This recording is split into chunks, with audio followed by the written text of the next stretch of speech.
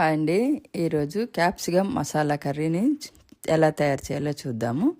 ఇప్పుడు ఒక కడాయి తీసుకొని స్టవ్ వెలిగించి డ్రైగా అందులో నూనె లేకుండా నువ్వులు, గసాలు, ధనియాలు, సాజీరా, చెక్క, లవంగ, ఇలాచి ఇవన్నీ కూడా రోస్ట్ చేసి పక్కన పెట్టుకొని చల్లారాక మిక్సీ జార్లోకి తీసుకోవాలి.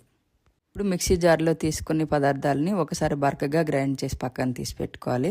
ఆ తర్వాత మిక్సీని ఆపి మెల్లమెల్లగా కొంచెం వాటర్ వేసుకొని అందులోనే చింతపండు, వెల్లుల్లి, ఉప్పు, కారం, పసుపు వేసి పేస్ట్ లాగా చేసుకొని దాటిని కూడా ఓ పక్కన తీసి పెట్టుకోవాలి.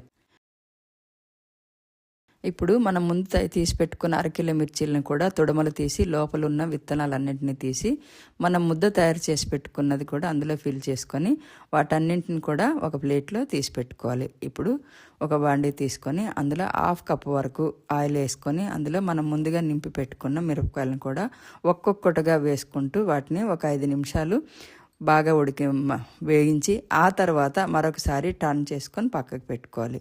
ఇప్పుడు మరో బాండీ తీసుకొని అందులో మరో 1/2 కప్పు వరకు ఆయిల్ వేసుకొని ఉల్లిపాయలు, టమాటా ముక్కలు బాగా మగ్గించుకొని మనము మిర్చీల్లో ఏ ముద్ద అయితే మనం ఫిల్ చేసి పెట్టుకున్నామో అందులో మిగిలిన ముద్దను కూడా తీసుకొని ఈ టమాటా ఉల్లిగడ్డ మిశ్రమంలో వేసుకోవాలి. ఇప్పుడు అదే ముద్దను బాగా వేయించుకొని అందులో 1 కప్పు వరకు వాటర్ వేసుకోవాలి. మిగతా అరకప్పు కూడాను మనం ఇంతకు ముందు మిక్సీ జారు ముద్ద అయితే తయారు చేసుకున్నాం కదా, అందులో కూడా కొంచెం ఒక అరకప్పు వరకు వాటర్ వేసుకొని ఆ వాటర్ కూడా ఇందులో వేసుకుని బాగా మరిగిన తర్వాత మనం ముందు ఫ్రై చేసి పెట్టుకున్న మిర్చీలని ఒక్కొక్కటిగా వేసుకుంటూ వాటిని కదపకుండా 5 నిమిషాలు ఉడికించుకోవాలి. ఆ తర్వాత చివర్లో కొత్తిమీర వేసుకొని స్టవ్ ఆఫ్ చేసి సర్వ్ చేసుకోవాలి.